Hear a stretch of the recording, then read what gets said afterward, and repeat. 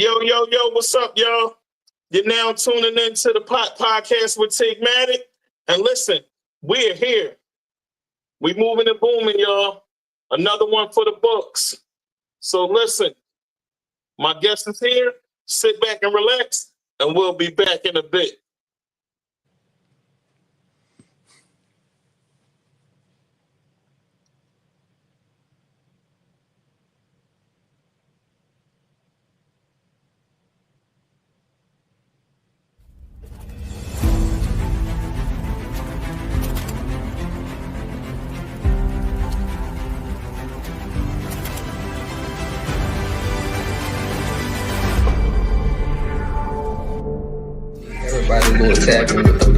Y'all tune into the Pop Podcast. And guess what? There's an episode of me on it. You are tuned into the Pop Podcast. With the Pop Podcast with my boy Tigmatic. You hear me? It's going down.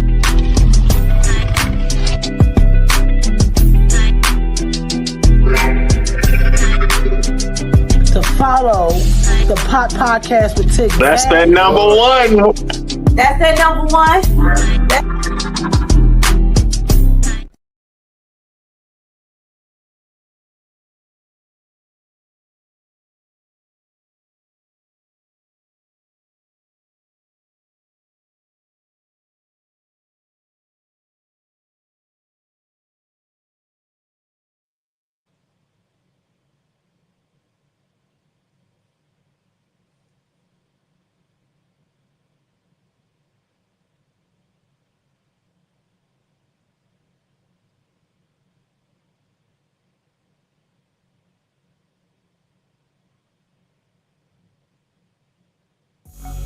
Introducing the all-new, all-natural Wrap Patch. The smoking bandage for broken, stale, cracked, torn cigars, cones, cigarettes, wraps, you name it. Here we have a stale cigar with 2 holes in it. We're going to take our brown paper wrap patches and we're going to tear it in half because a little goes a long way.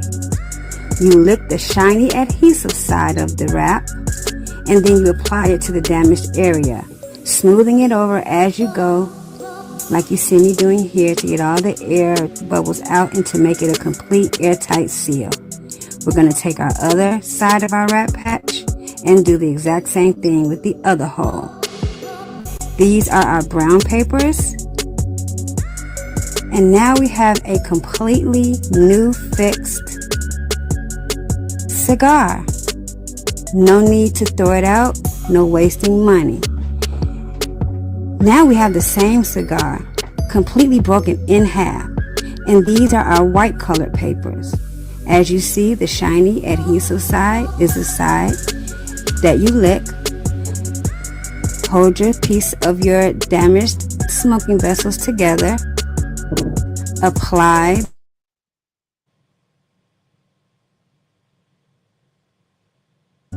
the wrap patches, adhere, smooth it around. You can add heat to speed up the drying process, but like we have here, a completely fixed airtight seal cigar,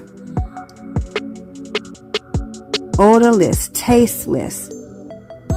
It's a game changer, y'all. Get yours now, thewrappatch.com. Patent pending.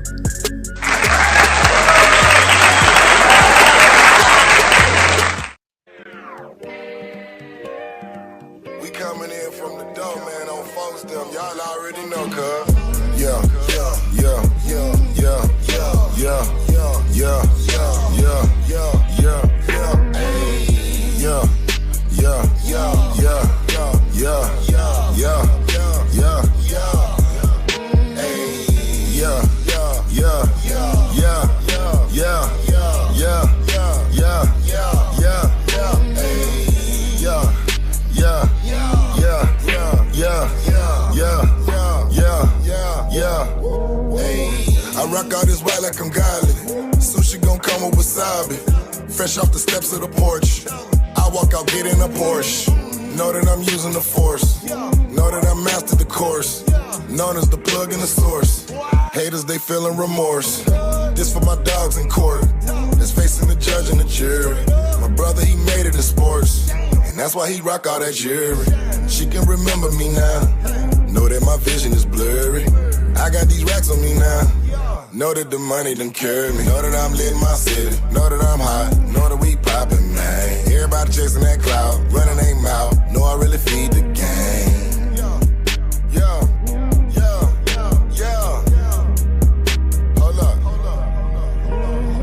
On the beaches and right off the coast. Down here in Florida, we doing the most. The hustle on South Beach is like a LeBron. You call it a pound and we call it a bomb. We at the lick and I'm working with chicken. Shout out my nigga from Memphis, they chicken. My dog and themselves know I know that they listening. Yeah, I'm on a new level just like I'm Hendrix. Straight from the gutter, we come from the trenches. We ball on these niggas, they sit on the bench. They using the style and I swear I ain't lending. We pushing the P and the P is for profit. They watching and listening, now look how they copy. They hate and respect it, but gotta acknowledge me. Know that a nigga be doing a lot. Know that I'm lit in my city, know that I'm hot, know that we poppin', man. Everybody chasing that cloud, running their mouth, know I really feed the game.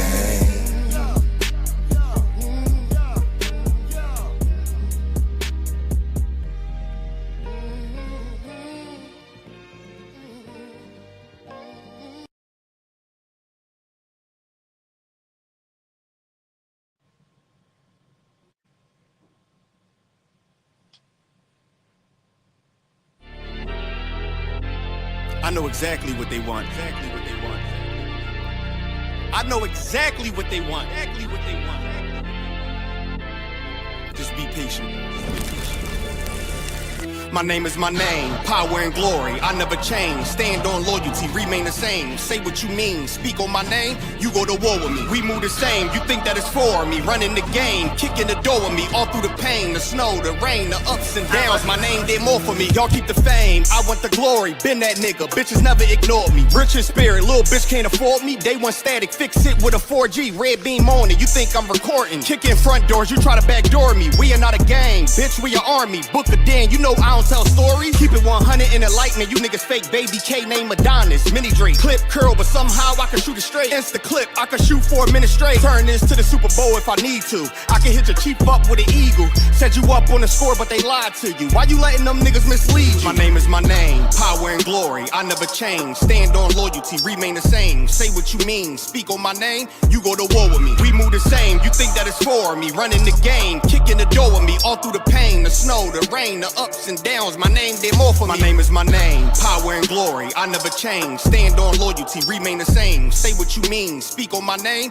you go to war with me. We move the same, you think that it's for me. Running the game, kicking the door with me. All through the pain, the snow, the rain, the ups and downs. My name did more for me. You won't see it coming, I move like a crook, a thief in the night. So watch what you put, my aim precise. These bullets 12 inches long, a block away I could take off the foot. Don't ask me no questions if you know my stance. Bitch, I'm the man, so thanks in advance. They mean a rifle on top of a tripod. If they ever tell you I was taking a stand, think I run up on me, but I'm way too advanced. Spinning with choppers, turn you into a fan. Can show you the steps, but won't hold your hands. They thought they could stop me, it ain't go as planned. How I get this far? Cause I took a chance. Really got ranked, keeping it a band. This ain't what you think, better think again. This ain't what you think, you better think again. My name is my name, power and glory, I never change. Stand on loyalty, remain the same. Say what you mean, speak on my name, you go to war with me. We move the same, you think that it's for me. Running the game, kicking the door with me. All through the pain, the snow, the rain, the ups and downs. My name did more for me. My name is my name, power and glory, I never change. Stand on loyalty, remain the same. Say what you mean, speak on my name, you go to war with me. We move the same, you think that it's for me. Running the game, kicking the door with me. All through the pain, the snow, the rain, the ups and downs. My name did more for me. With the war with the real, the fake, the snake, the mobsters. Blame it on y'all, y'all created this monster. Went to war with the real, the fake, the snake, the mobsters. Blame it on y'all, y'all created this monster. Went to war with the real, the fake, the snake, the mobsters. Blame it on y'all, y'all created this monster. Went to war with the real, the fake, the snake, the mobsters. Blame it on y'all, y'all created this monster.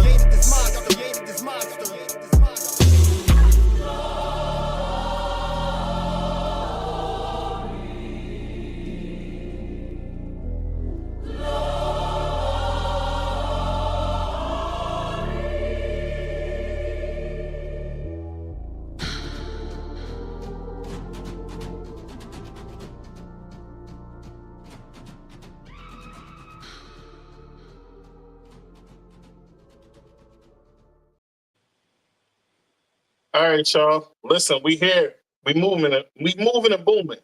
Listen, my guest, he is a super producer, dope person.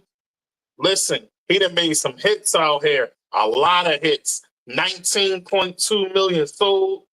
3-time Grammy nominated. Academy Award nominated. He moving and booming out here. He is a part of the legendary Track Boys. He is one of them ones. So I want y'all to understand that. So, without further ado, I give you JO Capo Kent. What's good? What's good, my brother? Hey, what's going on, my guy? What up, Doc? Hey, nothing, man. Welcome to the podcast with Tigmatic. Thank you. I appreciate it, man. I appreciate you taking out your time. Hey, man, listen. Yeah. So for those that don't know who you are, I like to have my guests give a formal rundown and introduction. Yeah. You have the food.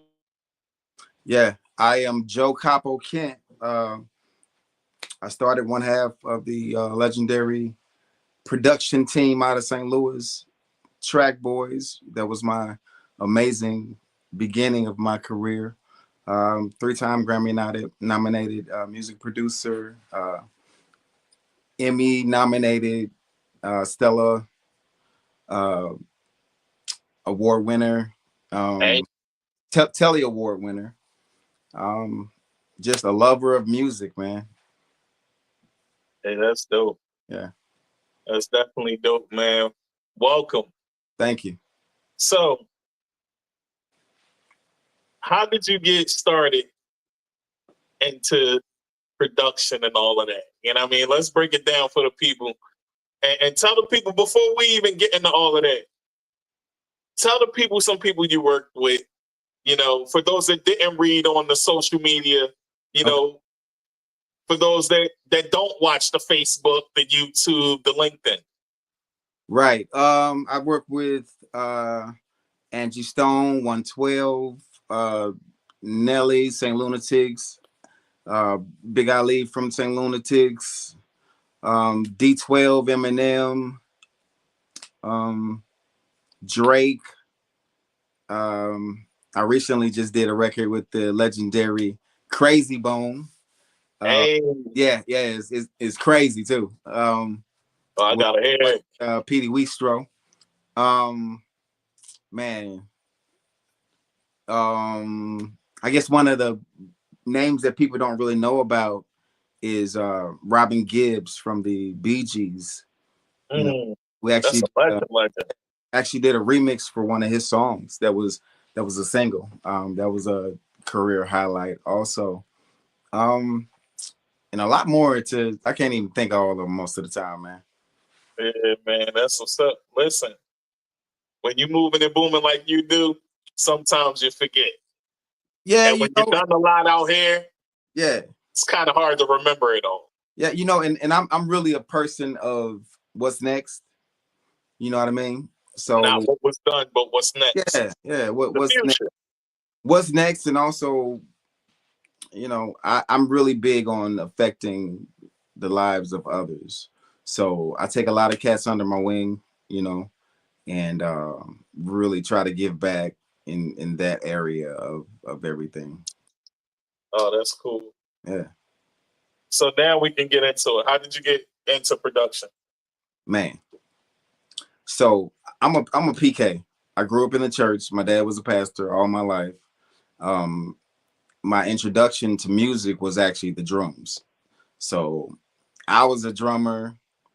It's kind of crazy. My dad, he wanted his 3 sons to kind of play music together, but I was the only one that kind of stuck with it as far as the instrument, you know. So I was the drummer. My brother, one was trying to play bass, the other was guitar. But that was the beginning of my my music. My older sister actually was the minister of music at my church when she was like 10, 12. Wow. Yeah. So that's early. And I didn't start playing keys until I got into high school, you know. Are you self-taught or did you go to school with the keys? Well, with the keys, I had lessons for a short period of time, but then I just started playing by ear, you know, and then I really didn't really pursue the whole lesson side of it as much as I probably should have. Well, but I can't really say that because I think I hear things differently because I didn't become a person that was just based on the structure of music. I kind of became a person who understands all instruments, you know. So that's the reason why I work so well with other musicians, you know. And when I do pull musicians in, you know, I'm very good at orchestrating the whole situation. And we used to always say, ain't no rules to this thing, you know. And I believe that that's why I've been able to not just continue to produce, but continue to grow as a producer. You know, I'm always looking at a little bit. I'm always looking at what's going on to a certain extent, but I always manage to keep my own flavor. I'm blessed not to have been trapped in an era. You know what I mean? You know, you got some producers who they started at a certain time period, but then they just kind of got stuck there. But I'm always a student, you know, I'm always a student. So, you know, I'm going to use whatever new tools coming out. Hey, what y'all doing? The only thing I haven't really gotten off into is the Fruity Loops, you know. Word? No, I mean, not really. There's nothing wrong with it, but I just haven't. I make beats on FL. Do you? Yeah. I'm gonna have you give me a tutorial. Okay. You know, okay. But I'll use anything. It don't matter. It could be a Casio keyboard.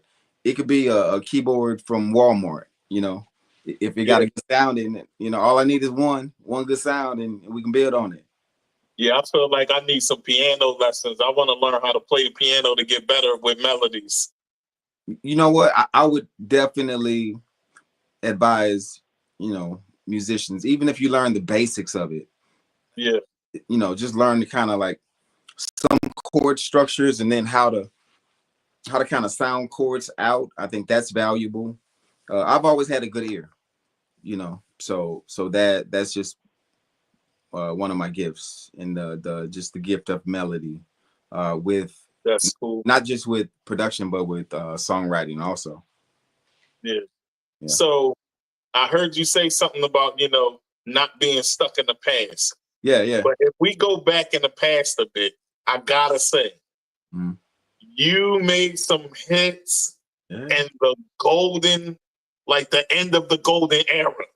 Yeah. When music was still music. Like, and I'm not saying music isn't music, but that certain time when you made like the Air Force Ones with Nelly, the Nappy Roots, all of it. That was a time where there was a lot of concept music. Yeah, that's true. There was a lot of today's time. There's not a lot of concept music. But you know what? There really is. But the problem is that a lot of the best music isn't mainstream. Yeah, you know? that's so true. there's some really. I'm always finding dope artists that I didn't even know exist. Especially now since we've been going into this new venture. Man, I'm finding so much good music and artists that I wasn't aware of, you know, who are really, really doing their thing, and they're being creative. So the creativity is definitely still there. But the thing is, sometimes when you're dealing with the majors, they're just going to push who they want and whatever agenda is that they're on at that moment. So you're going to miss out on a lot of good music. The popular artists. Yeah. That's what they want, the popular, who's the it guy. Yeah, exactly. And I understand that. And a lot of times it's not even the most talented. That's a fact too. You know, it's more about their image or how their social media is and you know, how their views and their followers are. We're at a space where that's become more important than the actual art. Yeah. Yeah, he just gave y'all a real gem on that one. Yeah. Because that's factual. Mm-hmm. All right, so let's talk about it. All right. You work with legends like Drake, Nelly, Nappy Roots. Mm-hmm. What was it like collaborating with these artists? And any standout moments in the studio? One standout moment I remember with Nelly and Ali, we were recording a record called Breathe In, Breathe Out. And I remember that record. Yeah, man, that record tore the city up.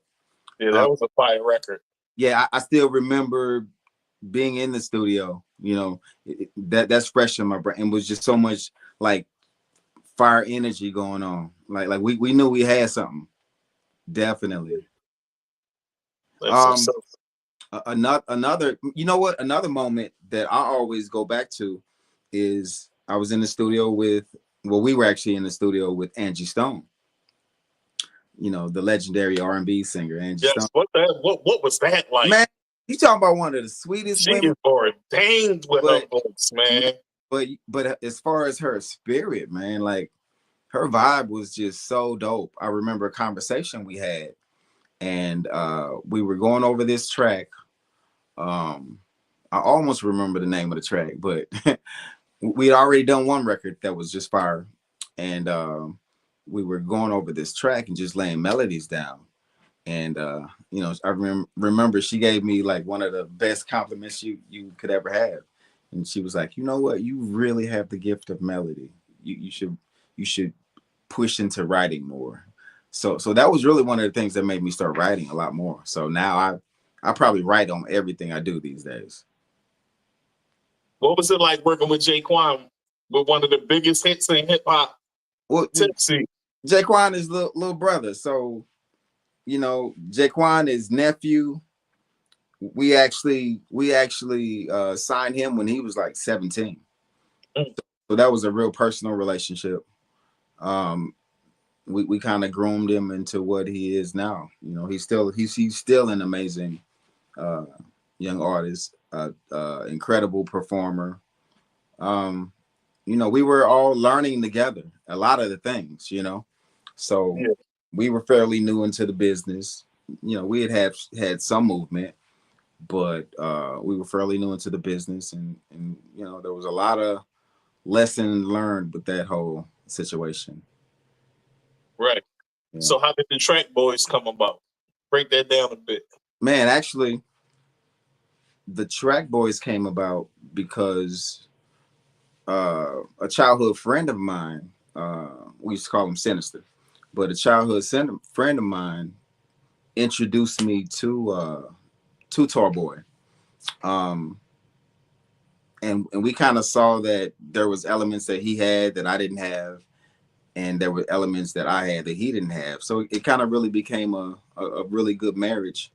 And during that period, we were working with a label called Ragdoll. So our goal was to produce and develop artists, you know, and help them get to the next stage. And we actually did that. Our first deal was with Atlantic, with a group called Abyss. Man, that was an amazing album that never saw a light of day. When I tell you I learned so much about the politics of the game, it's so crazy. Like, relationships really are everything. You know, who likes you, who in the building likes you, man. But you know, that was a good time. So through him, you know, we connected, and then we just continued on and did our thing for a number of years. Oh, that's dope. Y'all made countless hits out here. Yeah. So we could probably, like, it was so easy for us. We used to tap in and tap out. Like I remember we did a Shauna record for when she was over at Def Jam, and we would just tag each other in and out. And it just came out as a fire record. You know, the synergy was really good. That's what's up, man. Yo, so you work with Adina Howard as well? No, I actually didn't. So that was actually a situation that happened. Y'all worked on the song. No, that's a situation that happened probably after I left Track Boys. Okay. Yeah, but the guy who was managing her is actually a good friend of mine, Livio Harris. He's a legend in the game. If you know him, you know he always got a white suit on, white suit or white shorts with a hat. He's in L.A., but he's actually from St. Louis, but he actually lives in L.A. Just well connected, but a really good guy. So, tell the people what growing up in your hometown was like.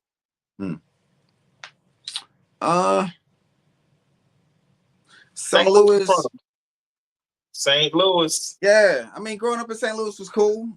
The best thing about St. Louis is that it really teaches you to be aware of your surroundings, at all times. And it got some rough patches here, but growing up was good though. I mean, I came from a good family, man. We lived in the hood, but we didn't know.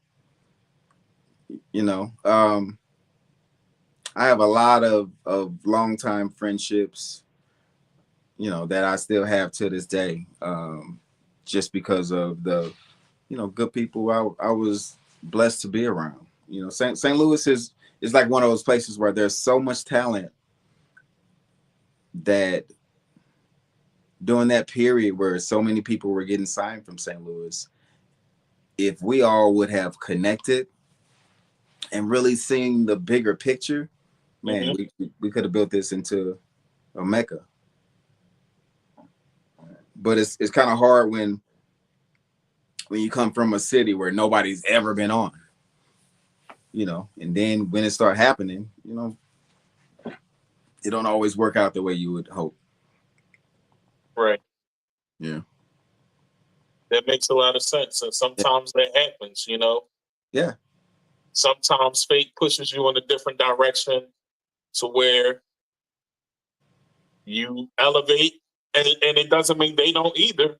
It just means you go separate ways and you do different things and you go on in your career. Yeah, I was actually gone like for a really long time. I hadn't been back in St. Louis for many, many years. I was in Miami for a while, and then I was in Atlanta. I came back to St. Louis probably 2000 September 29th or something, 2016. My dad passed. So my older brother called me. My older brother called me and he just said, we need you. Can you come home? And I dropped everything. I was doing, and I was back in St. Louis 3 days later. So family is important. Family is first. Yeah, family's first, man. It's more important than any of this. Music, this is just a blessing. Yeah. To be able to do what you love is a blessing that a lot of us take for granted. Like I just had an artist fly in from Canada, and I was, I've been working on pop music all week. I have been blessed to grow into a producer that can do everything. I do it all. So pop, rock, Afrobeat, whatever. I'm just able, even if I haven't done it before, I'm able to listen and just capture it, and I think emulate. You one of them ones. Then that's what that means. Yeah. Yeah. Not them. Yeah. And it's still gonna have my swag on it. That's right. So I'm blessed for that, but I'm excited about the I say this new half of my career. Just a lot of really, really big things going on, and just a lot of dope relationships that that God is really blessing me with. Because I actually took a break for a while. I kind of lost the love for it for a minute. But every time I try to leave, she keep pulling me back. So what caused that feeling that you needed to step back? What caused I I was tired. I didn't know. I didn't even realize why I was doing it. You know. So it's burnout, basically. Yeah, I was burnt out. I was tired.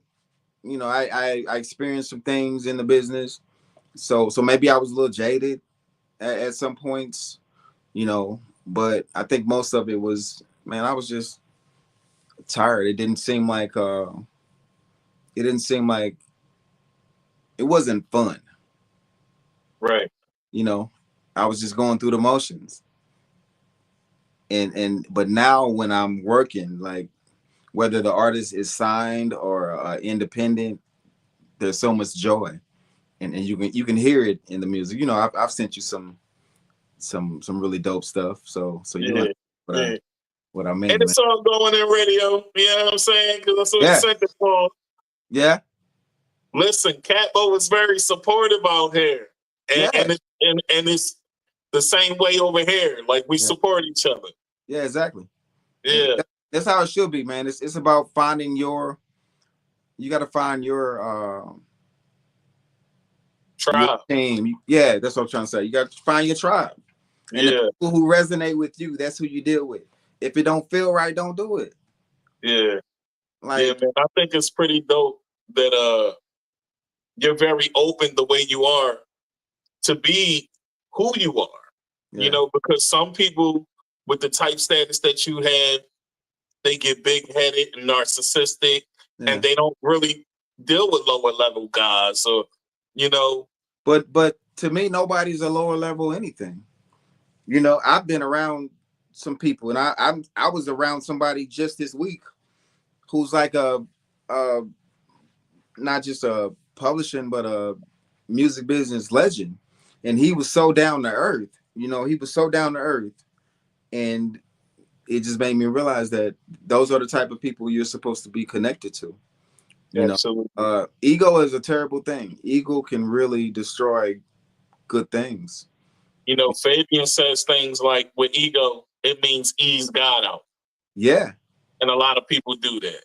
You know what I'm saying? Man, you know what? Because you can't really have God and be egotistical. You know, kind of hard, because if you're trying to have a relationship with God, when you have those moments of ego, there's something that always brings you back and checks you. You know, he's gonna humble you real quick, just like that. And that ain't remind cool. you that he can take it away real quick too. Yeah. Yeah. He can take everything away. I might wake up tomorrow and I can't even hear. So imagine that. Yeah. You know, I could get into an accident and can't use my hands anymore. So you got to realize that you're blessed in so many ways. Even if you're artists who haven't gotten to where you want to be at, man, like just the joy, you should really rely on the joy of the creation process to be your fuel to, you know, help you keep going. Yeah. Yeah, that's dope. That's dope. So what was your involvement on the Drake's Scorpion album, and what was the production process? Break that down a bit. That's the craziest story ever, bro. Like, I always tell people, just keep planting seeds, right? Mm-hmm. So actually the hook for the Scorpion, for that beat, for the After Dark record, I did that with Static Major in Miami. Rest in peace. Yeah, rest in peace. That was my dog. With Static Major in Miami in 2006. Right. So imagine that. That's a seed I planted that many years ago.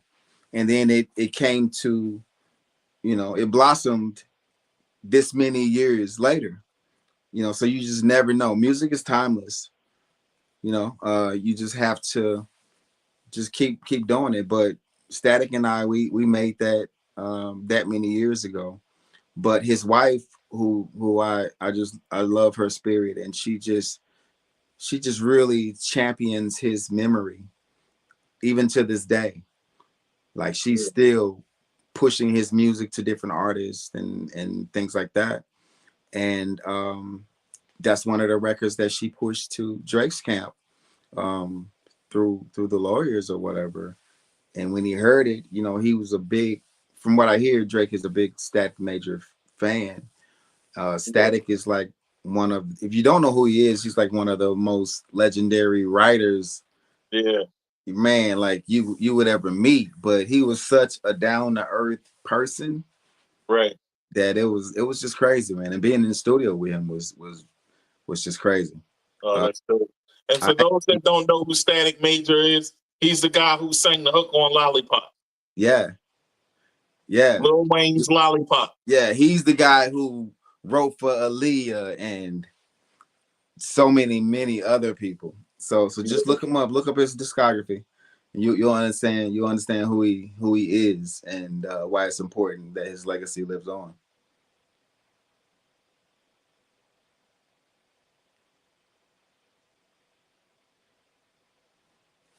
What happened to our thing? I'm sorry about that. It got a little choppy, man. No, I figured it got choppy. It's getting a little choppy on us. Yeah. You know how it is, man. Technology. Yeah. So tell us something you remember about this whole situation with Drake. Tell us a story. Like, give us a little something. Okay, so the craziest part about it was this. Like, I didn't even know that the record was placed on the Scorpion album until it came out. And one of my guys from Detroit who knew about and heard the original record, he hit me like my dude Quest McCody out of Detroit. You know, he's a dope battle rapper, actor, a bunch of stuff. But yeah, he hit me like, bro, they stole your song, dog. So I listened. I was like, wow, okay. So then I just, my people reached out to him and we just figured it out.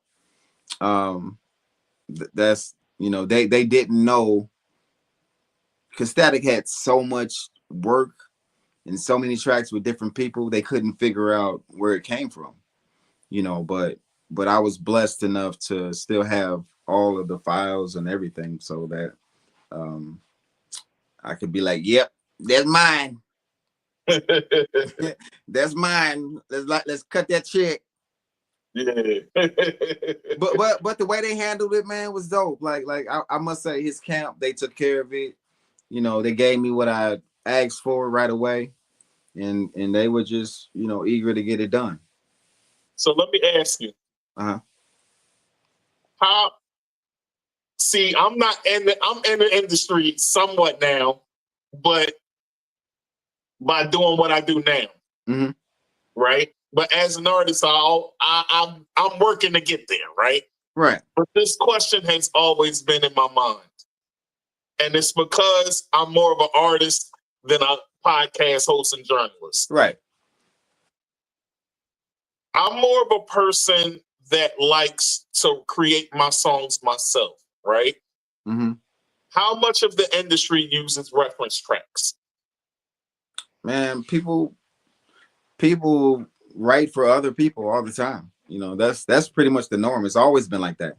There's records you don't know that LL wrote for many of the big names who were out doing the height of his career, or even the beginning of his career before he even blew up.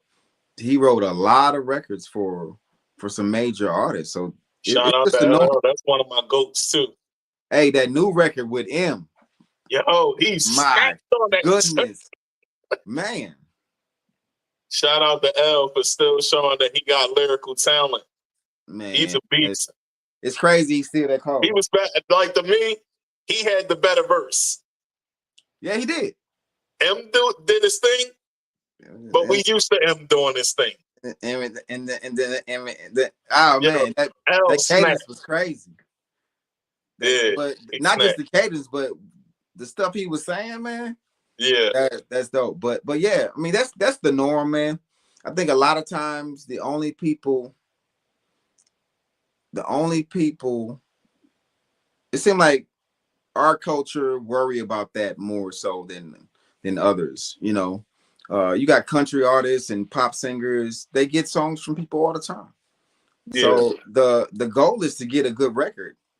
You notice how when you look at the credits on a single or something, or even on albums, and you can have one song, but there's 14 different people on it. Right. So what's important is making sure that you got a hit record at the end of the day. So whether you wrote all your verse or you didn't write the hook on this song or that song, that don't even matter. How did you deliver it? And was the song a hit? You know, was it received well? Because if that was the case, if the case was everybody had to write all of their own songs or they couldn't put a record out, you wouldn't have that's half. what it boils down to. Man, some people are more talented at writing than they are at being a star. Some people might not have the necessary. Hold on, Joe. We getting a little choppy. So we missed a whole bar of what you said. So could you bring it back a bit? Okay. Oh, that's what you mean. You over there editing while you doing it. Right. It was choppy. Okay. So I tried to fix it because we missed a whole line of what you said, and that had nothing to do with editing. That was just the internet, period. Right. So yeah, this guy over here editing the video while we're doing it. Some Master Yoda type stuff. Yeah, but this usually doesn't do this. This is the internet. You know, it's I'm in North Carolina. We got a freeze warning. Man. So the internet is kind of choppy. Yeah. Yeah. Yeah, that's not really the norm for there, is it? No. It's not. It's not the norm. And because of this, it's making everything choppy and weird and yeah, you know, around it's been this a weird time, week, man. So it tracks well. Like it's been a weird week. The artist that came from Canada, they had to drive to Detroit because the airport got shut down because you remember the whole plane flipped over. Yeah, and Detroit just went through it. They had a flood and it froze, and the cars were stuck in the road. Man, that's some stuff that's some movie stuff. You wouldn't believe that. What was it? The Day After Tomorrow. Yeah, that's exactly. What it looked like.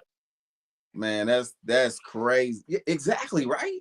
Yeah, that's exactly what it looked like. It was crazy.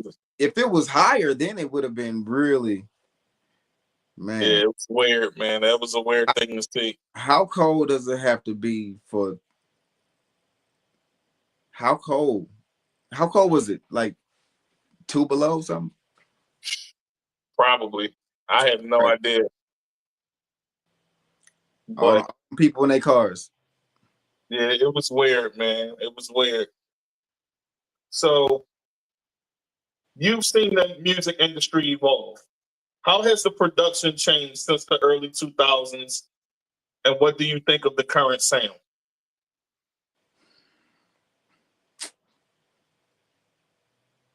I wouldn't say evolved. You just go, it's just cycles, man. You know what I mean? The music, just like everything else, it goes through cycles. You can look at like fashion. You know, it goes through cycles of from tight clothes to loose clothes to bell bottoms. Then you're not wearing that, and then you're back on the J's, and then this is going on. You know, so just like music, there's periods where it becomes more electronic. There's periods where you bring in like more. I won't say real music because it's all music. Where you bring in more like traditional instruments back in. You know, so I just think it's just the flow of whatever the frequency is as far as the music, but I will say that it has become darker. By nature, it's become darker. The message is definitely not as positive as it used to be. Nobody really has fun anymore, especially when you're looking at the majors and the artists who are put in the forefront. Yeah. You know, but that's a whole nother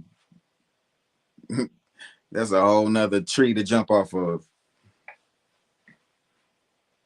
All right, here's a question that I don't know how you're gonna feel about it.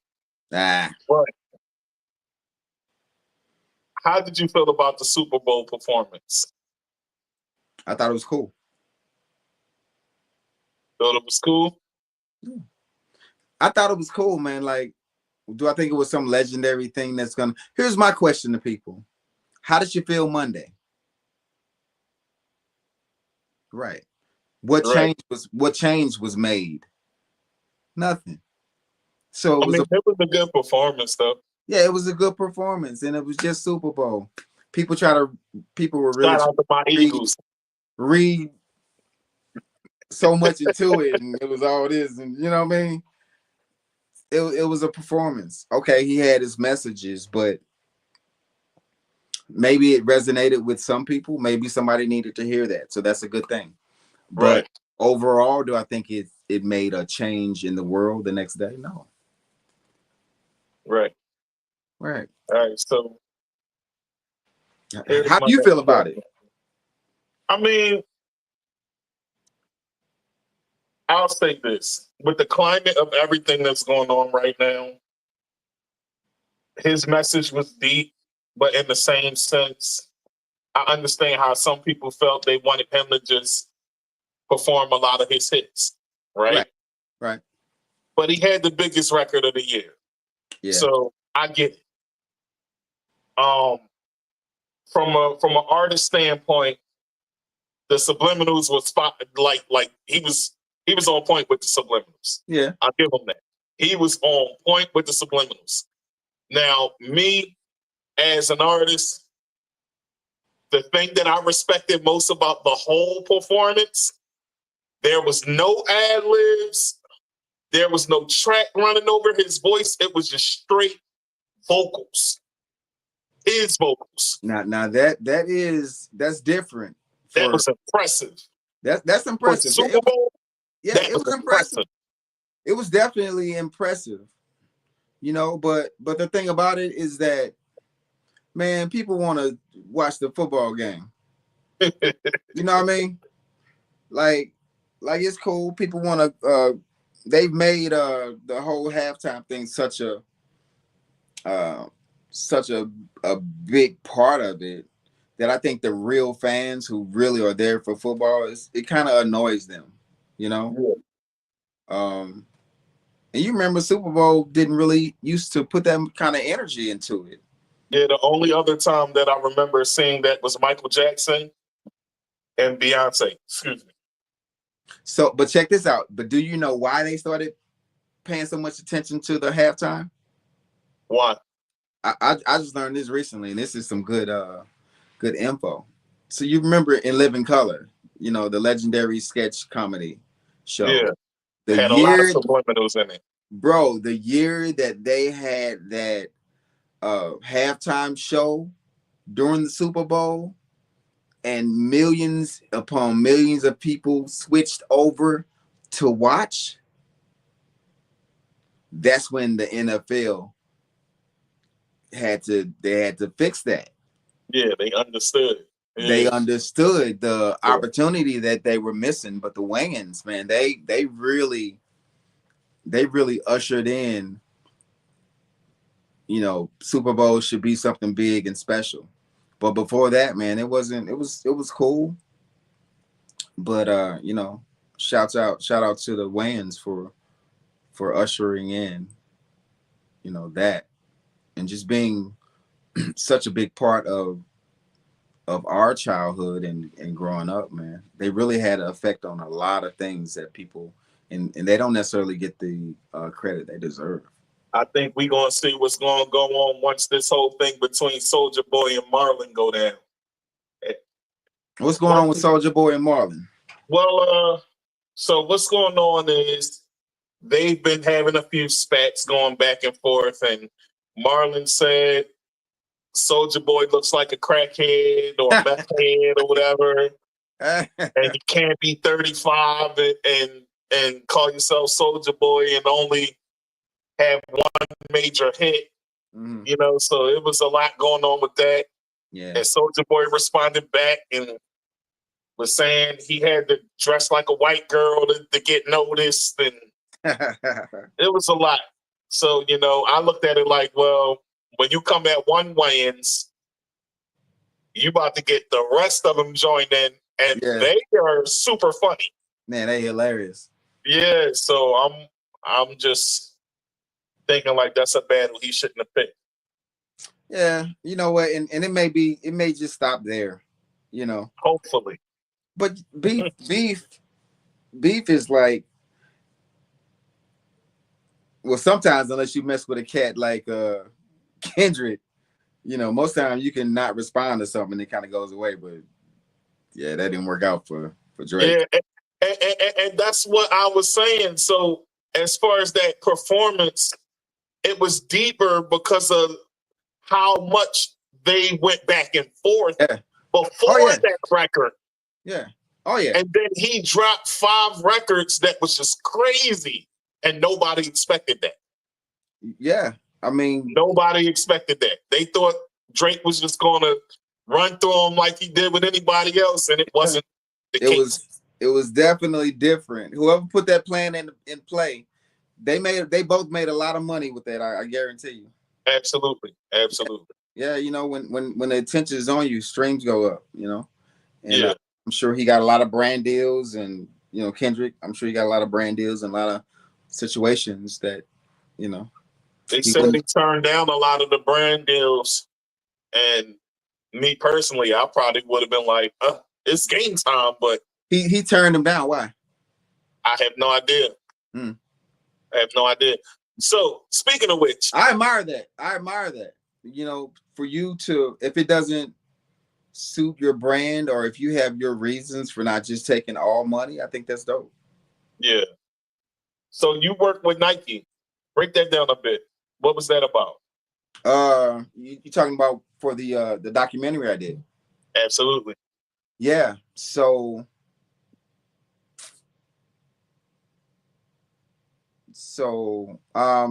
there's a company out of Chicago named Adave Labs, and they are a creative incubator, and what they do is everything creative, whether it's a commercial or a TV show, whatever it is. And one of the owners is a really good friend of mine from just like forever, and he brought me and my partner Mike B. Witt. He brought us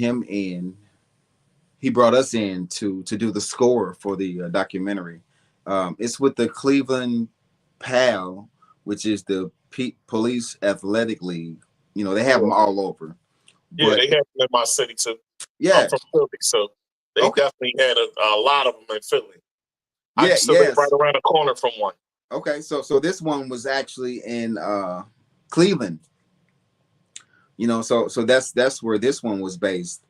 And the journey that the short doc took you on was there were two kids who were a part of the program. They kind of told their stories, a lot of what they've been through to get to the space they're in now, all of their trials and all the things that they went through as teens. It was a very powerful story that really brought light to how programs like PAL really help these kids and give them somewhere to be instead of just in the streets. So, I mean, the heart behind that was just everything for me.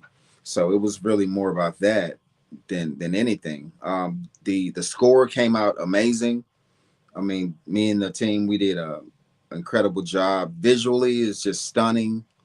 It really, I don't know if you got a chance to watch it yet, but it's called Elevating the Promise. Yeah, so that's what we won the Telly Award for, and that's also what we got the Emmy nomination for.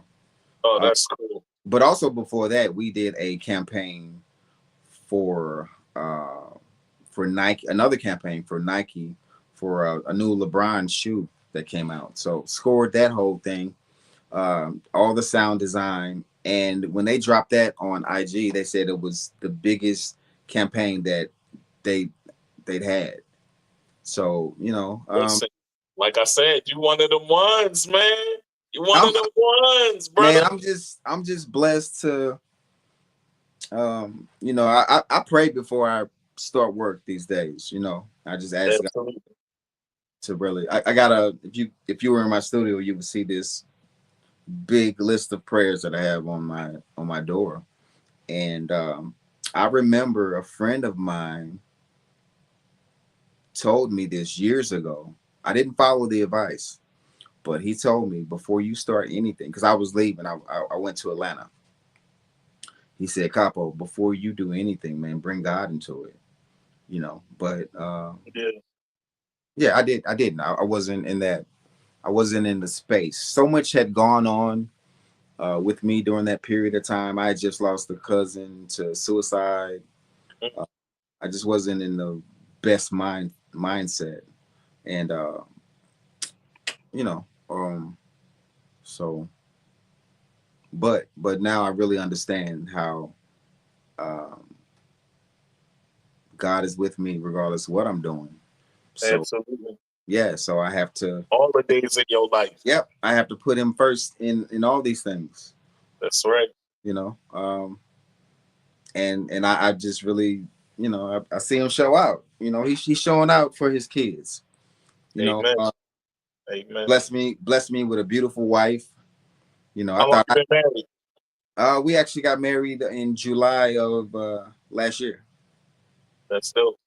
Yeah, man. I've been married since 2010, but with my wife since 05.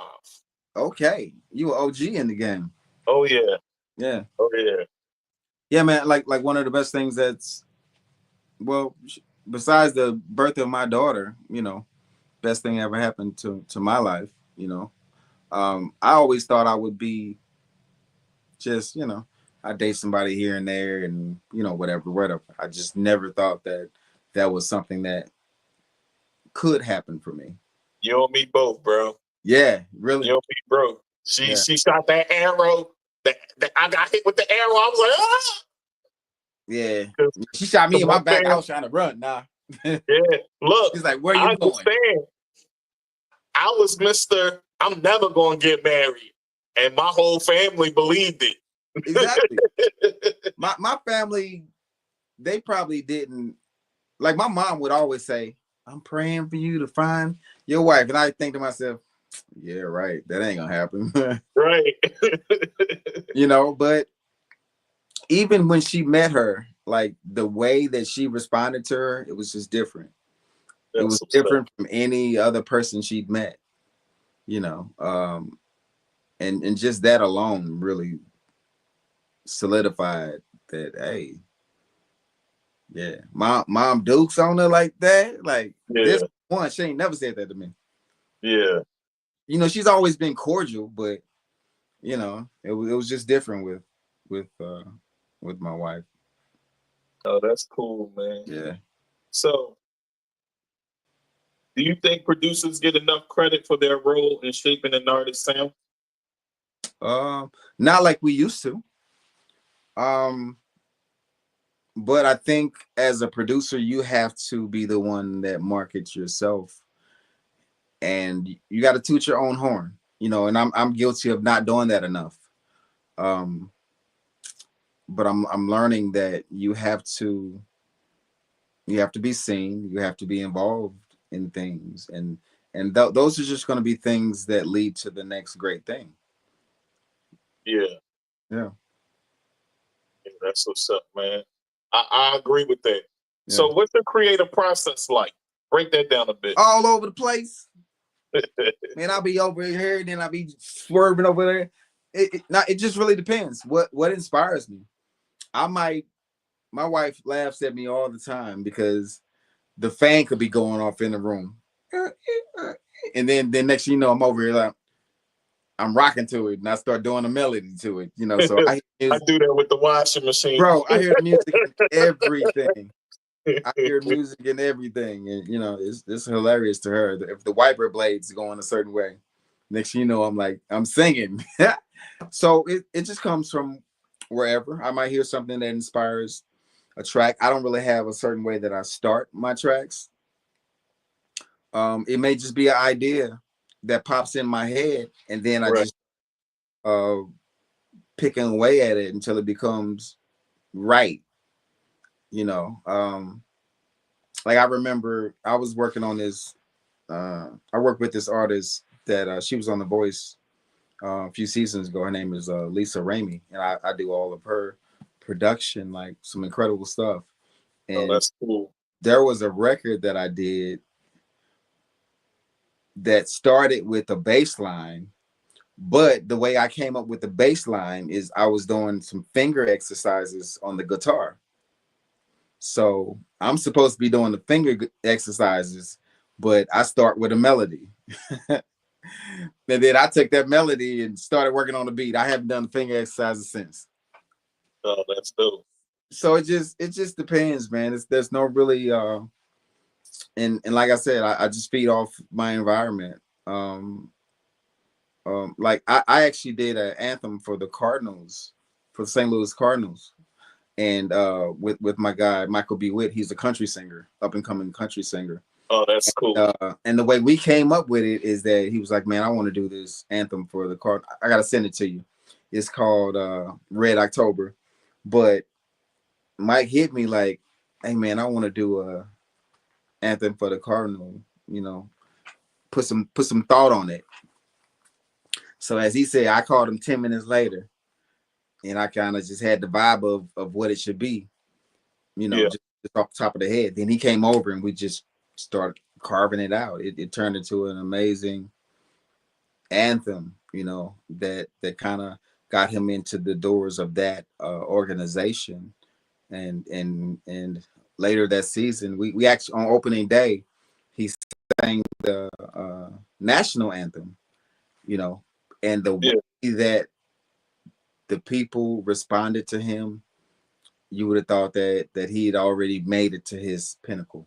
Like we couldn't even get out and get to our cars without a line of people trying to take pictures. It was crazy. But my process is just however it comes. I don't care if I'm start a beat on my phone, you know. I don't really have a set way of working. I love being in my home studio because that's like my quiet space when I get to work, but I can do it anywhere. It doesn't matter. Oh, that's cool. That's definitely cool. So what process do you go through? Okay, so with me, right? And I just did an interview yesterday with a chick with beats, right? Okay. On Instrumental Intel, we had this conversation. And the episode just dropped today at 7. So right before we got on, I just got finished listening to it. Okay. But it varies. So sometimes for me, I'll get the drums and won't have a melody, or the other way around. I'll have the melody, won't have the drums. And sometimes for me, especially because I got a TBI, that's a traumatic brain injury. Because of that, I have to sometimes go back and look at the steps on how to do certain things. Okay. Because I'll forget them. Right. So once I remember, then I remember it and I go back and then I'm able to proceed with whatever it is I'm doing. Right. But the crazy thing about that is it comes out crazy and people be like, "Yo, you just did that?" I'm like, "Yeah, I just did it." You know, and for a long period of time, I was able to just create and create and create and create. And then when this happened to me, it was like I was back on training wheels. Right. How long ago was that? It was 2011. Okay. Yeah. So for a minute, it took a while for me to get back into a creative space as an artist and a producer. Yeah. It took 7 years. So the song that you sent me that I like, I didn't produce that. You didn't? No, produce I didn't produce that. Okay. That was my friend Foolish made this, who produced for Boosie, Big Yavo, and a lot of other people. Yeah, that was hard. We was in the kitchen like this.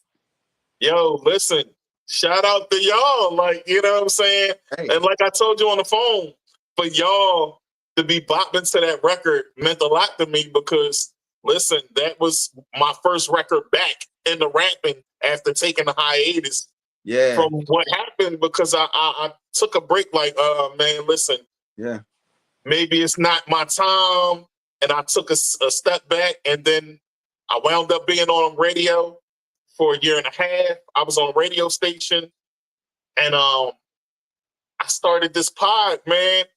And the creative juices just start coming back on making beats and writing songs or freestyling songs. So that track, I was freestyling the hook, and he was like, "Yo, that hook is fire." And he just started making a beat while I kept saying the hook. Mm-hmm. Next thing you know, he was like, "Yo, go in the booth," and we laid it. Yeah, that'd be hard. Definitely put that energy behind that. That's a whole. You need to have 1,000 pieces of content on that. Yeah, right. Yeah. I'm glad you like it, though, man. I'm glad you like it. It's dope. It's a dope record, man. Thanks, man. I appreciate it. Keep making more like that one. That means a lot coming from you, though. I got a lot more like that, actually. Okay. I got some catchy hooks. I got some, like I said, that one that I did let you hear.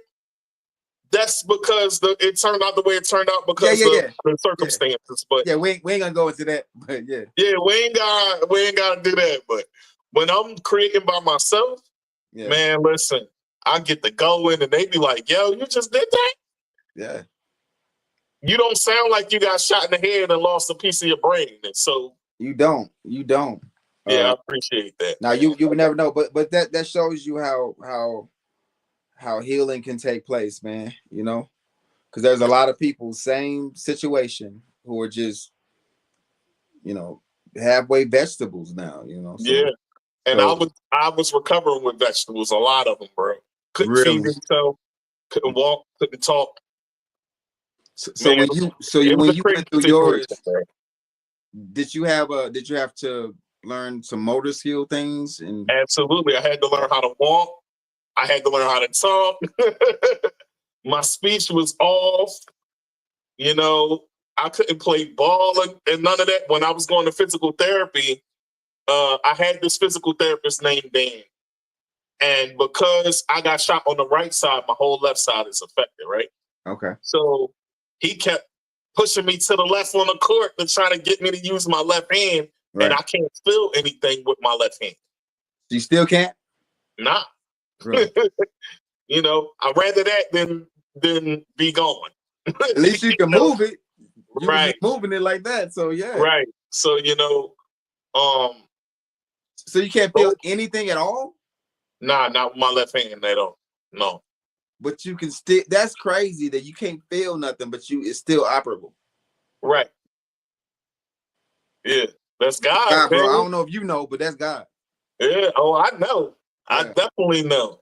Mm-hmm. You know, and I thank him every day that I wake up, you know. It's an amazing opportunity to have more life after seeing the things that I saw. Bro, listen, when I got shot, when I was getting operated on, I died. Bro, I seen the other side. Really? Yeah, I seen my grandmother who was dead for 2 years already. Mm. You know, and she was like, "What you doing here? You don't belong here. Mm. You don't belong here. What are you doing here?" And I'm like, "Grandmother?" And it's her. She looked younger, but she was like, "You don't belong here. You gotta go." And I'm like, it was a dark place. And then next thing you know, she pushed me a couple times, and then I woke up and I had the tubes down my throat and all of that. And I told everybody, like, "Yo, I just seen Grandma," and they were going through it once I said that. So, you know, right. So, you know, my wife and my mom, they was a little going through it because they didn't know what to expect with getting shot in the head, losing a piece of my brain. Yeah. It's a 50-50 chance that either I'll be mentally challenged to where I can't do anything, or I'll be like I am now. You know, I have some ailments, but I can still talk. I can have conversations. I can play with my kids. I can enjoy life. I can cook. I can do things. Yeah, that's a blessing, man. And even the conversations we've had off air before we even did this, like we had some in-depth conversations, and you would never know that you've been through any of that. You know. Absolutely, I thank God for that, man. I thank God too, man. Yeah, that's what's up. Yes, sir. So here's my next question. I'm glad you asked that question. You're the first person to ask me a question about that on the show. Really? Yeah. All right, so. Yeah, I'm always asking questions. I want to know some stuff too. I'm interested in people. When it's a conversation, man. Not a. I'm not on trial. Yeah. So I understand that. So who's some new producers or artists you got your eye on right now? Who does Joe Capo Kent have his eye on right now that he would love to work with? Honestly, I'm gonna throw myself out there. Right.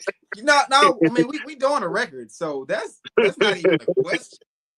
I mean, you. I mean, my guy Fabian, that's my guy. You my guy now, so we definitely doing a record. So that's not. We ain't got to talk about that. Yeah. Honestly, bro, I don't listen to enough music to say this or that person. But there is an artist named Bo Williams that I just got introduced to him. But he's one of the highest streaming artists that you don't know about. But really? He does like all of the anthems for like the big for like the sports teams and stuff, but it's major streams and people don't even know about it, but he's really, really dope. And I actually got introduced to him through my guy Anthony, who's in Florida. So I'm looking forward to getting some stuff done with him. But honestly, I'm looking to work with the dope people in my city, so the dope young artists. Like I'm working with some really, really dope artists. Like I said, this guy that flew in from Canada, man, he has the potential to be a really, really big pop star. And he has those type of people behind him that, can make it happen with the right records. And I promise you, we gave him the right records. Oh, that's dope. That's definitely dope. Yeah. So let me ask you this. With the way the industry is changing as far as the way they look at age, right? Uh-huh. When the industry looks for older artists, what are they looking for? I don't know what the industry is looking for, honestly, because I don't really. So when you deal with an older artist, let's rephrase and reshape the question. If you deal with an older artist, what are you looking for? Because are they dope? Are they serious? It's more about that for me. Like it's never really about somebody's age. Are you good at? I mean, there's so much music out here, and there's so many humans on this planet that you have an audience. You got to just go find your audience, right? And not worry about getting a deal or nothing like that. Man, you have so many people who make a living with their music, and they're not necessarily on the mainstreams, but they have a core, they have a core audience who follows and supports them. That's all you need as an artist. You don't have to make it in the way that other people think you made it, Right. I agree with you. It's whatever that is for you. But I like working with diversity, a diverse group of artists, man. Some of them are young, some of them are a little older, but I'm just, can we make some dope records? And then what are we going to do with the dope records after we make them? So I think that's a lot of my decision on whether I'm going to work with somebody or not. Or are you going to push it? Well, what are we doing? Yeah. So those are the conversations I'm having. What are we doing? What are you trying to do? And what are you trying to accomplish? Yeah. Are you really serious about your craft? Yeah. And a lot of times as artists, you find yourself being in your own way, because you don't understand the little things that you need to do in order to, like you said earlier, you got to get your tribe. So music is no different. You have to find the people that vibe and resonate with you, and that's going to be your audience, and then build from there. But you have to be engaged, and you have to be serious about it for them to take you seriously. So how do you think the industry can better support artists and producers when it comes to mental health?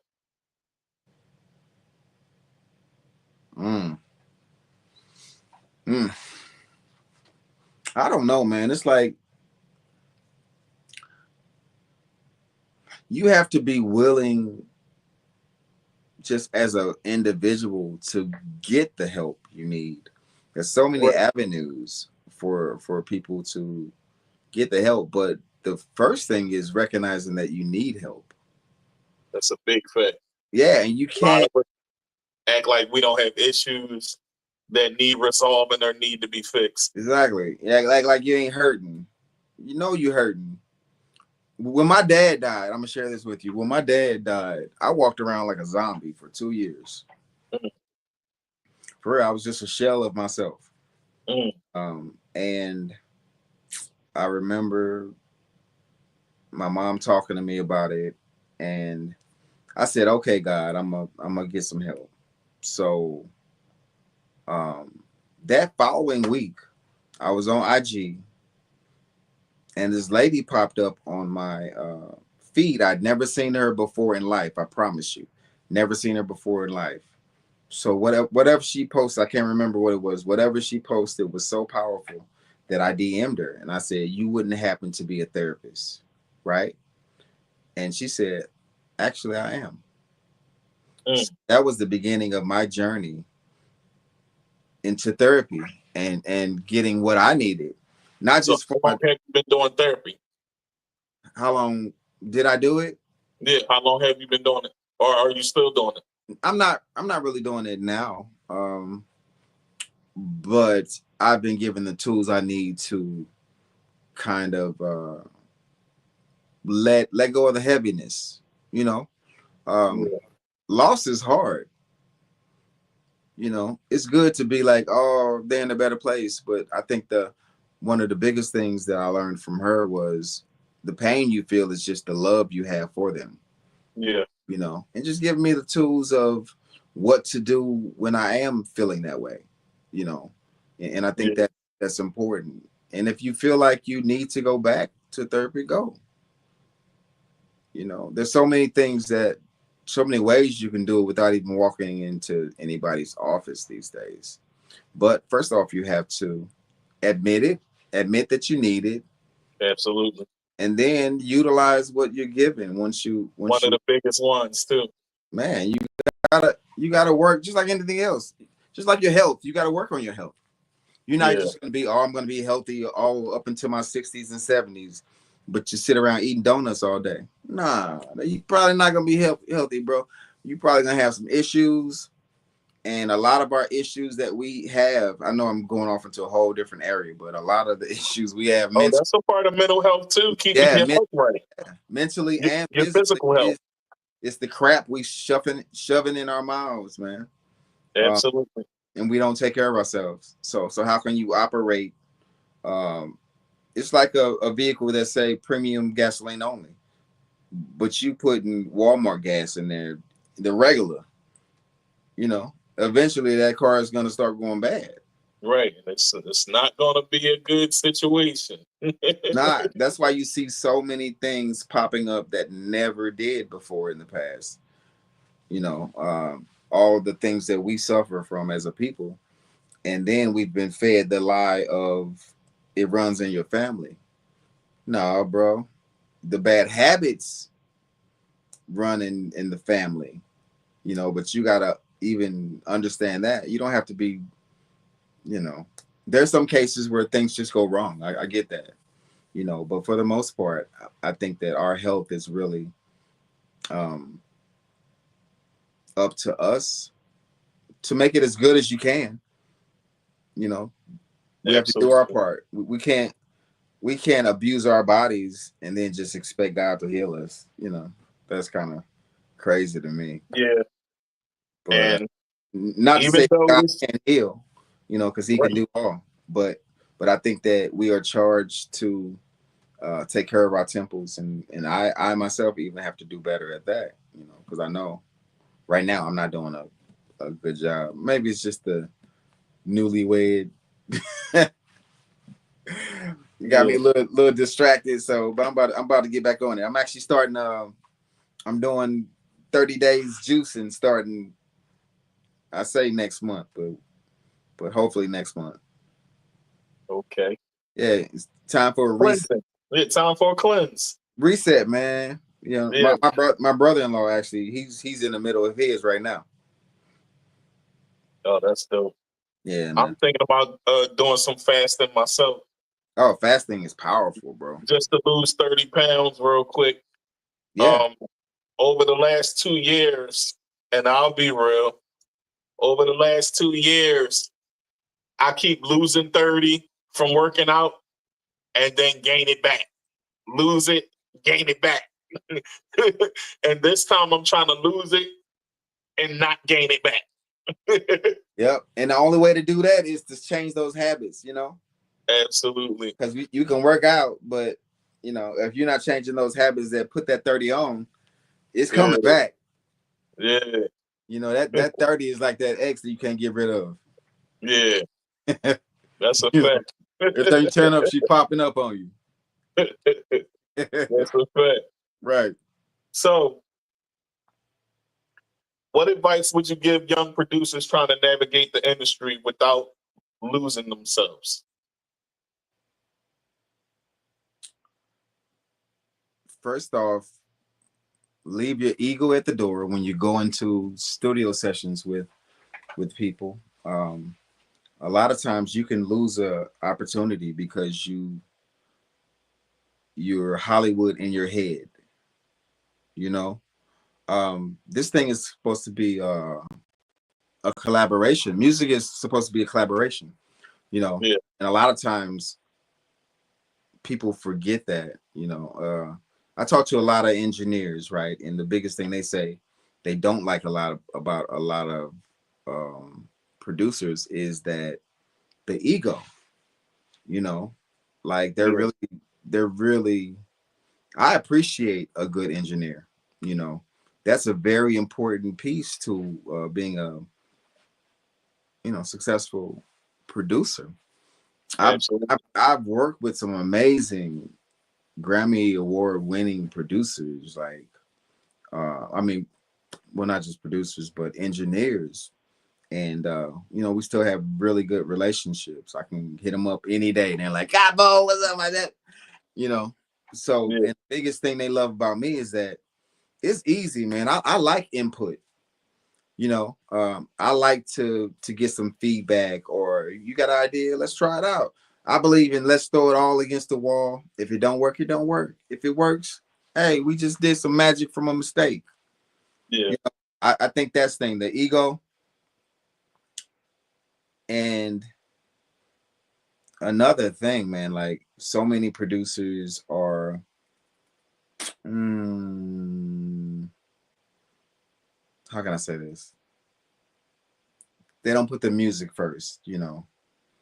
And that's why I feel bad for so many young female artists who have to work with these with some of these producers who are, most of them got something else on their brain besides, you know, let's make some good music. I want to help you. Right. I want to help you get to where you're going, you know, because I believe in you. No, it's always that weirdo stuff. You know what I mean? So I actually get a lot of female artists who come work with me because they know they're not going to get that. You know, professional. There's none of that. JO Capo Kent. Right. He's professional, ladies. So if you want to work with an A1 super producer, yes, y'all hear it. Yeah. He ain't trying to get all in the draws and all that. He a married man. Hey, even before I was married, like it's about the music and plus I like professionalism. I like to be paid for work, so I ain't trying to barter. I ain't trying to barter. That don't feed my family. You know what I mean? Yeah. You can't be going in the studio for getting paid in coochie. You know? Yeah. Yeah. You can keep There's that. a lot of that going on. Run me that money. So let me ask you this: with a lot of the female artists in today's time, a lot of the music is over sexualized, right? How do you deal with that? Like a lot of the music and some females, all they're talking about is they box. Yeah. I think it's just the period we in right now. When you go back and listen to some older stuff, it's kind of ratchet too. Yeah. You know, Kim was one of the ones that was talking about a box a lot. Man, exactly. So it's nothing new, but the difference is there's just so many female artists right now. Yeah. Right. Now if Kim was out and then there were 30 other females talking the same way, yeah, we would feel like that. But Kim was talking dirty. Foxy Brown was talking that, you know what I mean? There was a lot of punchlines and crazy. Yeah, it was a little more subtle, maybe. And the similes too, though. Yeah, it was a little more subtle, maybe, but that stuff don't really bother me. It's like it don't bother me, but I think I wouldn't want for a woman to think that's the only way she can have a career. Right. And that's where I was going with that. Right, so, exactly. Yeah. So I appreciate the women who refuse to go that route and they're still dope. Have you ever heard of 3D Nappy? Mm-mm. Man, I gotta put you on a 3D. That's somebody that I think you should work with. Okay, introduce me. When I say I'm gonna try, you know, I've been trying to get her on the show. Like she used to be leaving me on red, but it's like she's saying what's going on, but she ain't saying nothing. Right. But I'm going to reach out to her, but I think you should work with her, bro. Like when I say she one of them ones and it's in her, she was with Timbo. Okay. But I guess things didn't work out with Timbaland. And man, listen, she's one of the ones, bro. But I think she one of them ones. You gotta hit me to her. Yeah, you're gonna have fun listening to the whole discography, man. You're gonna be like, oh yeah, she one of them ones. She's a bully on the mic. And she got the look and the lyricism. Yeah.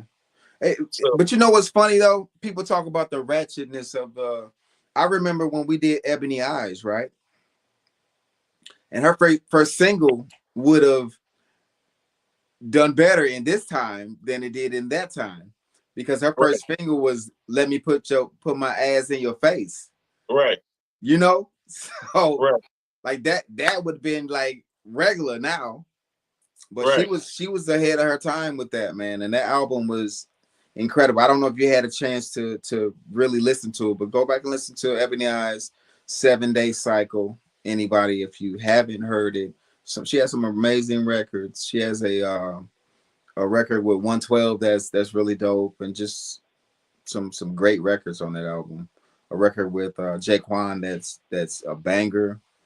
You know, it's still like that record. That album could hold up to anything out right now. Yeah. So you work with 112. Speaking of which, what was that experience like for you? Man, like I'm a 112 fan. Me too. So, and that experience was amazing, man. I learned so many tricks as far as how to cut vocals properly. And they were I've never seen anybody be that detailed about every line of a record until I met them. Now, do I think it's always necessary, especially nowadays with so many tools? No, it's not necessarily. But that is the thing that made them stand out and separated them from a lot of other groups. That detail to those harmonies, like them background vocals were so tight because they would punch in the smallest word, the smallest line. You'd be like, I can't believe they just did that. Yeah. So being in the studio with them through that process was dope. Oh, that's cool. So who's your dream collaboration? And why? Dream collaboration? That you always wanted to work with, but you haven't got a chance to work with. Who is that and why?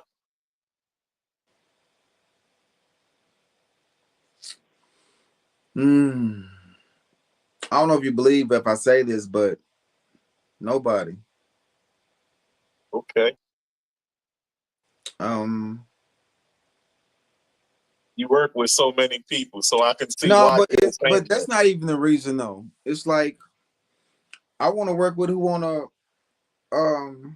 There's nobody that I'm like, oh, I just want to track on this person. I want to, it's not really like that for me. I enjoy the process of finding the new artists more so, developing the new, like even with Track Boys, that was always our thing. Like we develop an artist over here, I think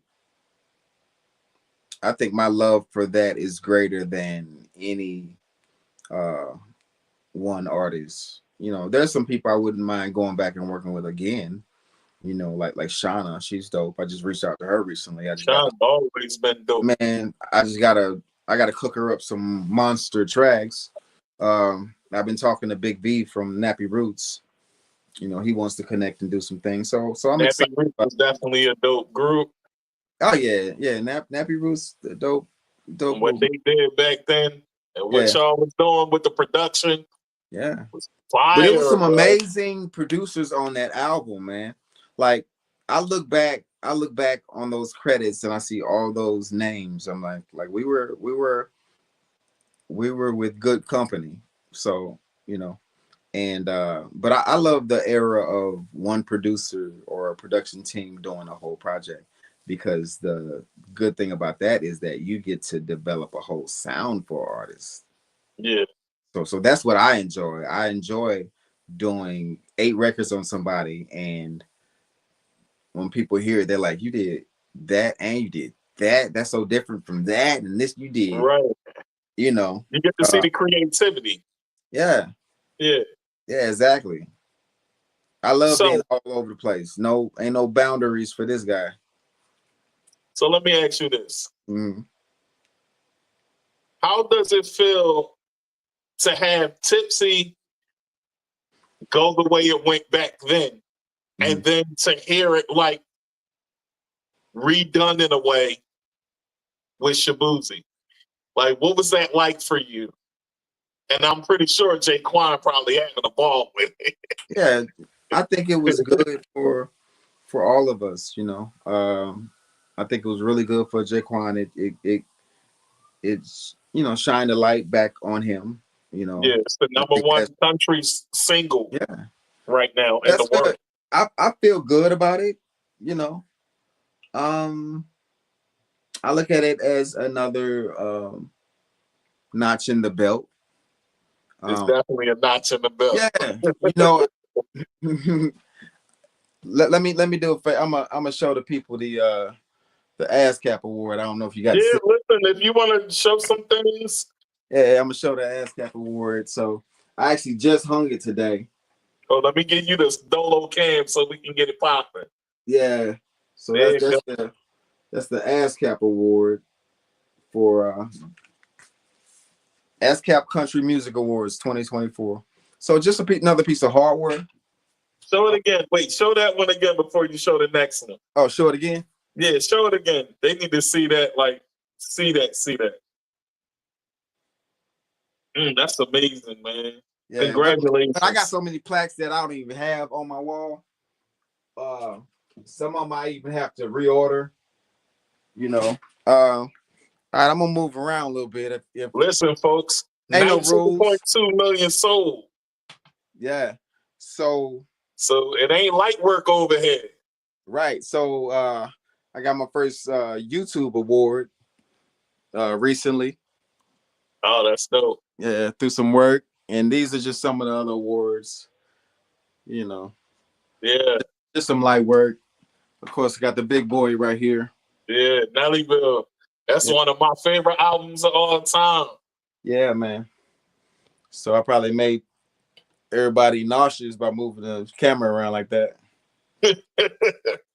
No, man, but honestly, bro, it's really, for me, I appreciate awards and things like that, but it's bigger than that for me, I'm in a space in life where I really want to focus on the next generation, and pour into them knowledge and bring some other songwriters and producers, writers, help them and give some guidance, man. It's kind of hard a lot of people, I do a lot of consultation work, you know, and just trying to point people into the right direction of you know, how to do this thing. Right. And it's really a simple process, but the biggest part about it is consistency. Consistency with recording music, writing, consistency with putting it out there, making sure you're on every platform. And if you are consistent, it'll happen for you. You may never be Nelly or Drake, but you can build a successful career. There's so many artists that you don't know about who making really good money, you know, doing their thing, you know. So Absolutely. I think, your success doesn't have to look like anybody else's. Absolutely. You know? And when you take your ego out of it, it doesn't matter, you know. And you can build a music career and take care of your family and all those things. But you have to put back into your craft. You have to spend some money. So yeah, work and stack your money. I would advise that. Work, stack your money, and then put back into your craft. But you have to be consistent with it. You know, get some feedback. Find out for real if you're making good music or if it's horrible. Yeah. You need some friends that'll tell you the truth. Joe definitely gonna keep it real because he definitely kept it real with me. Like we said, we ain't gotta talk about all that, and it wasn't about me. Right. Hey man, But sometimes people stop talking to me. A lot of times people, I be like, don't ask me no question. Don't ask me because I'm gonna tell you the truth. But even in that, I let you know it's just my opinion. I mean, my opinion ain't, you know, I might not see something that you see. So if you believe in something, don't let anybody take you off of that. But you have to be able to take constructive criticism also. Yeah. So even now, my wife might tell me something is, when she give me that, it's okay. I know that it ain't what it should be. But hey, when it's slapping like it's supposed to, you know, I already know she ain't got to say nothing. Her body tells me, you know, everything. Yeah. Yeah. Yeah, that's cool. Yeah, man. Okay, so 2 more questions before we out of here. Okay. You've already worked with some of the greatest. Mm-hmm. What's next for Joe Capo? I think I'm developing some of the greats right now. So that's what's next, man. That focus on that, and you know, we're launching some things. We're launching some things that can really grow and really give back to the community. Go check out our new station, beatdistrictradio.com. It's fire. We play the hottest music, all the hottest old school music, everything you can think of, like every genre of music. Like we really trying to, you know, give a diverse, you know, plate for the people to eat from. Right. But also giving back. District Radio, yo. Yeah, beatdistrictradio.com. You know, click on that. We actually had our launch for the first live show yesterday. It went great. Oh, that's awesome. Honestly, I'm so excited about that. I've always wanted to be on that side of things, and I love that it's giving us the opportunity to showcase a lot of independent artists, whether they're from St. Louis or not. Like we're pulling stuff from all over. We get submissions from overseas, Germany, you know, all other kinds of places. Man, it's been great. That's dope. Yeah, that's definitely dope. So, if it's one thing that you learned in life, what is that and why? One thing I learned in life is happiness starts within. It's not about any material thing, any person. none of that makes a difference, man. If you're not happy with yourself and doing the things to connect with the creator, you're never gonna find happiness. You're just gonna be looking to plug a empty space that cannot be plugged. We are designed to connect with our creator. So that's right. You know, I ain't trying to preach, but I am trying to preach. You know? Don't ease God out, basically, y'all. Never. That go back to ego. Shout out to Fabian for creating that. Fabian, too. what's up, dog? Don't ease God out. You can't. Yeah. You can't. Yeah. Even when you think you easing him out, he right there like, man, you tripping. All right. Yeah. I'm trying to tell you, you know, but I think that's the biggest thing I've learned, man. Like some of the times where I've had the most were the times where I felt the worst, you know? Yeah. So understanding that and then just realizing how blessed you are, just period. I think that's important to look at the little things as if they're mountains. Yeah, that's dope. Yeah. When it comes to your blessings, man. Like there's some people who don't even have water. That's a fact. Who didn't even eat today. There's people in a whole city that's living in a place that looks like the day after tomorrow right now as we speak. Right, man. Detroit is frozen. And my heart goes out to y'all in Detroit. I got to call my people in Detroit. Yeah, man, because this was crazy. When I saw it, I thought it was a movie set, man. It looks like one. Man, it was crazy. Yeah. I've never seen anything like.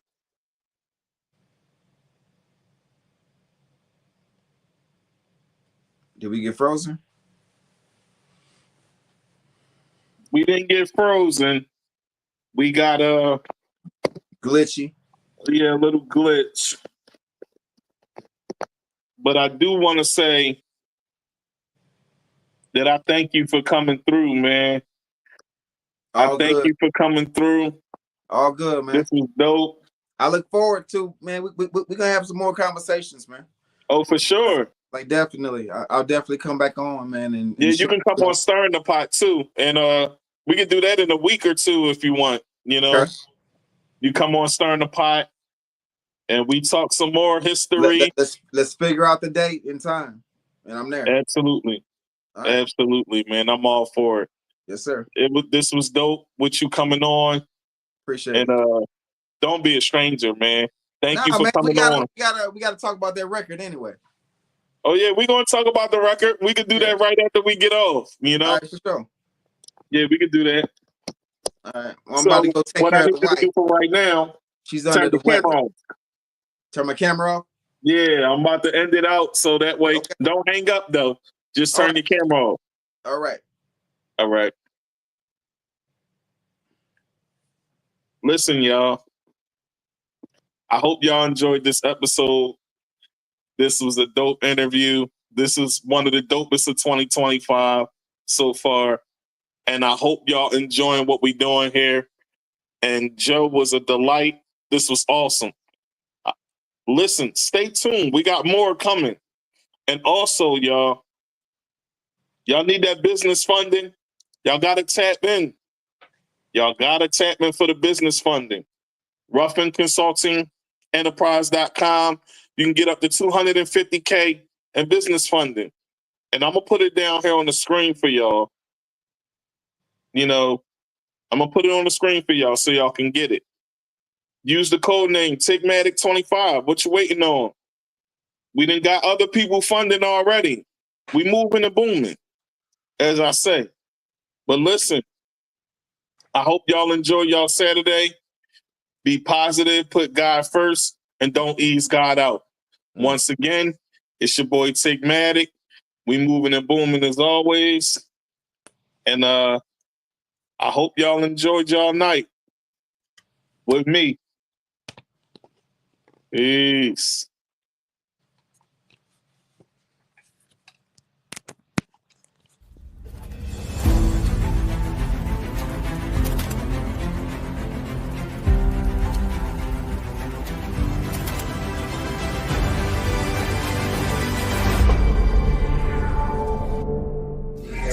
Y'all tune into the Pop Podcast.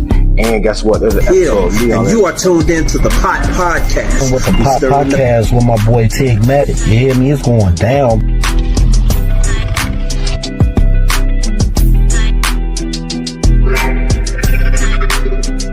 To follow the Pot Podcast with Tigmatic. That's that number one.